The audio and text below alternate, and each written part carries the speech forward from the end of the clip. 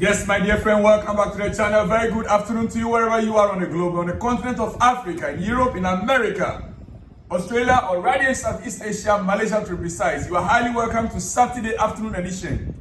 Yes, it is Saturday afternoon. We are reaching you all the way from Southeast Asia, Malaysia to be precise. Dear friends, welcome to the channel once again. 10-15 minutes, we are already off from this place. It is hot in the afternoon. All right. Quickly, we are starting on Cobham. What is the latest on Cobham? Any new update on our star player Cobham this afternoon? Well, our coach said it yesterday during a press conference that he's going to be giving an update on Cobham today. That will depend on the training that will take place today, if Cobham will be available tomorrow against Arsenal or not. But right now, as we speak, it's almost midday in the UK. There is no news yet. But I'm hoping that by the close of day today, there should be news on Cobham. That is him, as you can see him, when he sustained the injury. Yes, when he got an injury against Manchester United. You can see him right there on your screen. Dear friend, now, from Cobham, another player also that is in doubt. In fact, not that is in doubt. Our coach made it very clear that he will not play against Arsenal. He's not going to play against Arsenal. Yes.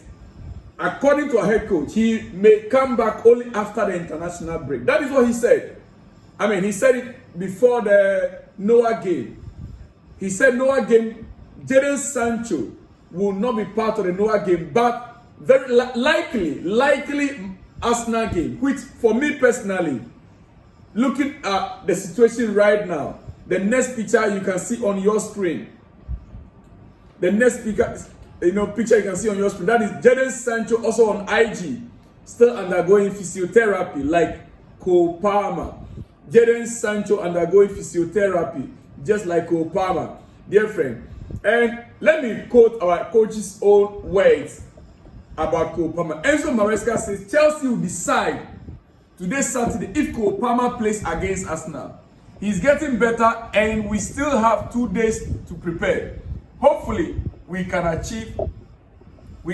him for a session at least on Saturday, and then we will take a decision. So right now a decision is not yet made until after today's session at the training ground. But I can assure you, both Cobham and Jadon Sancho, they are undergoing physiotherapy. As you can see, the pictures right there on your screen. Those are the pictures on your screen. Now, it been said, Cobham, he is always in the news. He has always been in the news throughout this season. In fact, from last season, it has always been Cobham in the news. But right now, the news we are hearing from Cobham indicates, and which most of us we know, but just that we don't talk about it much, we don't speak about it much. The news we are hearing from Stamford Bridge, in fact Cobham, is that people within the club believe that Cobham may have been getting all the headlines, grabbing all the headlines within the Chelsea setup. But Chelsea insiders, people within the club, believe that it is Moises Caicedo, who the head coach, Enzo Maresca, would find impossible to replace. It is Caicedo that our head coach will find impossible to replace in case of anything. Not even Cobham. Oh yes, I believe we have 2 or 3 players that can play in the same role as Cobham, and so is the mind of everyone at Cobham. Moises Caicedo is one kind midfielder that reminds me of more of Michael Essien. He scores goals from anywhere on the pitch. He can shoot anywhere from the pitch and can score. He is the kind of player that doesn't make so much noise. He's calm on the ball. He's the minor. You will not see him like, yet he will deliver on a good day. He does all the dirty jobs. All the dirty jobs. Look, Caicedo's best position is 8. Do you know that? Not even 6. He loves to go forward. He's a kind of midfielder that loves, even though he's playing the DM, he loves to move forward with the ball. And he knows when to come back and recover, how to recover. He knows how to track back to get back to his position. He's very good in tracking back. He loves to move forward with the ball. He loves to shoot, and his shots or his are accurate. He doesn't always miss out. He scores goals when you don't expect it. We saw the goal he scored before the last game of the season under Pochettino, right from the center circle. We now seen him score another goal. I think that is his second goal for Chelsea, right? Against Manchester United, right? That is the player Moises Caicedo is. He has a demeanor of Michael Essien. The work rate of Moises Caicedo, his tackles, in every game is above average. Caicedo's tackles in every game is above average. There have been talks about these 3 players: Caicedo, Enzo Fernandez, and Romeo Lavia. There's been talks about these 3. Now, it has always been who is taking or who has taken the position of Enzo Fernandez. It's Romeo Lavia. It's Romeo Lavia. You cannot bench Caicedo and place Enzo Fernandez in a game, or you bench Caicedo because of Romeo Lavia. No, it doesn't work. It will not work.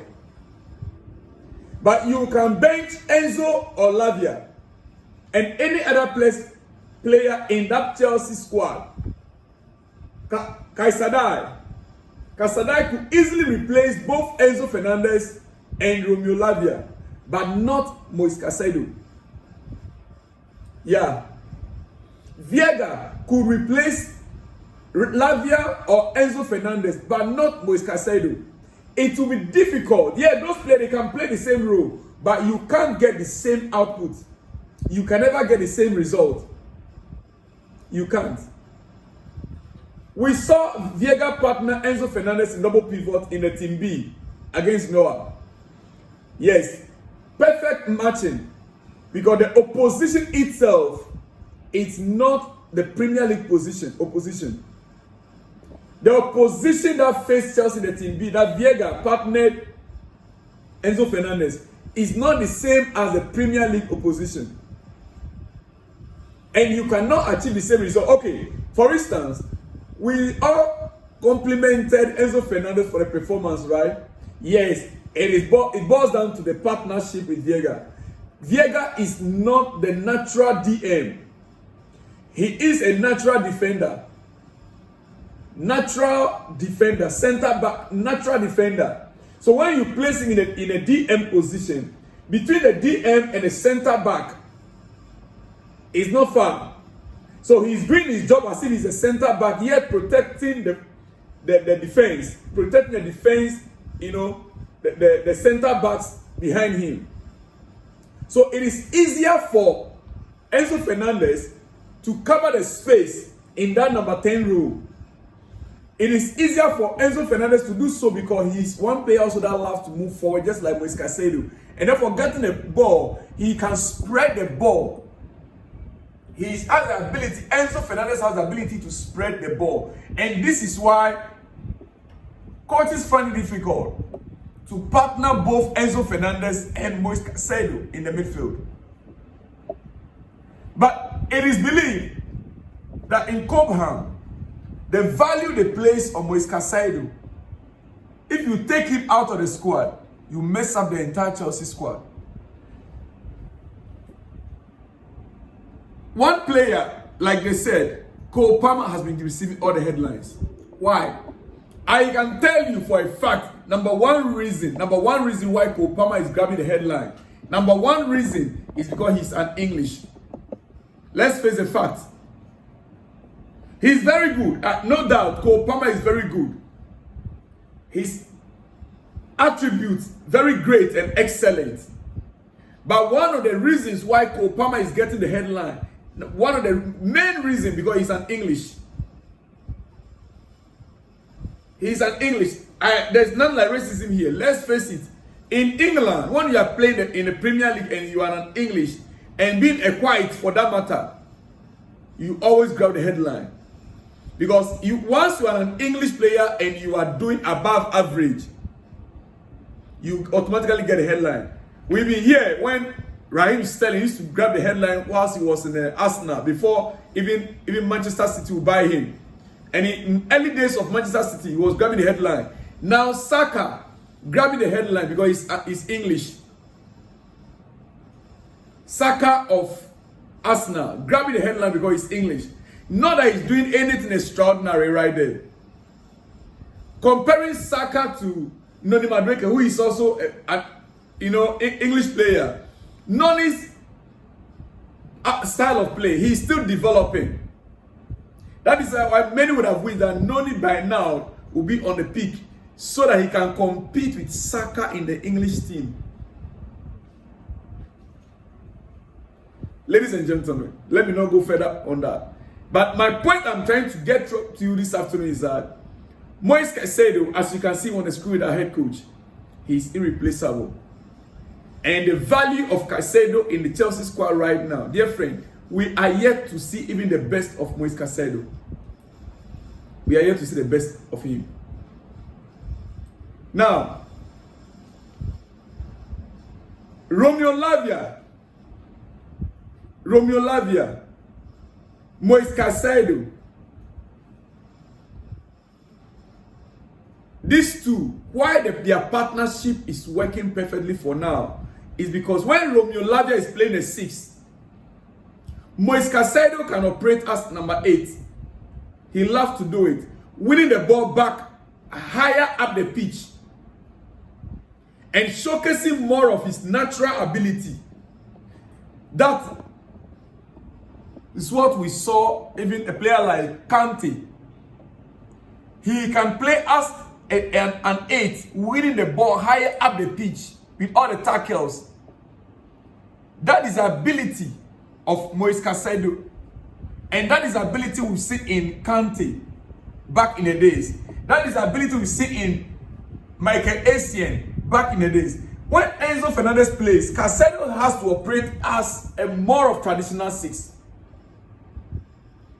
But whether he's starting deeper or with more license to get forward, Chelsea do not have another player with his physical attributes and skills. Chelsea do not have another player with Moises Caicedo's physical attributes and skills. This is the reason. So if Enzo can adjust his game a little bit as a traditional 6 and allow Moises Caicedo to move forward, which is not possible because Enzo himself is another player that loves to move forward. Ladies and gentlemen, against Arsenal in tomorrow's game, I am expecting our coach to do something different. And I will expect Enzo Fernandez to start alongside Moises Caicedo. Yes. All that I have said simply means that Moises Caicedo is irreplaceable right now. But Enzo Fernandez could adjust his style of play to fit himself into the first 11 in the Premier League. If that can be done, if you can get a balance of these two in our midfield, then trust me, Romeo Lavia might only come in the second half against Arsenal in tomorrow's game. I will not take you any much further quickly before I run up, before I let you go this afternoon. It is hot and I want to point out a few things, or what the Arsenal head coach has to say about tomorrow's game. Yes, Mikel Arteta on Chelsea's progress under Enzo Maresca. That is my last, then I'll let you go this afternoon. Arteta said, really impressed by what Enzo's done, but really impressed by what they've done over the past year. With Mauricio as well in the last 6 months, they were extraordinary. You could see the squad and the quality that they have. Arteta is smart. He's not giving all the credit to Enzo Maresca. He's talking about the past 6 months under Mauricio Pochettino, which is true. If you have been with me on this platform, you know that I've always said it, that what Enzo Maresca is enjoying right now is as a result of the squad that Mauricio Pochettino started building from last season. Enzo Maresca might have tweaked a little bit, might have changed his formation, the style, yes, style of play, yes. But the players, nurturing them, started under Mauricio Pochettino. He continued, he said, Enzo has given his touch, and you can see clearly what he wants to do. I think he has been very brave from day one to consistently follow what he wanted to do. I know what he thinks, and I know a lot of people that know him well, and are very happy with him, that he's making a lot of progress there. That is coming from Arsenal head coach. Dear friends, on this note, I have to let you guys be, because we are preparing. I will come again later tonight, or hopefully tomorrow morning. Remember, our preview with 3 to 4 hours before Arsenal game. I'll see you guys in the next one. When you see me, shalom and peace.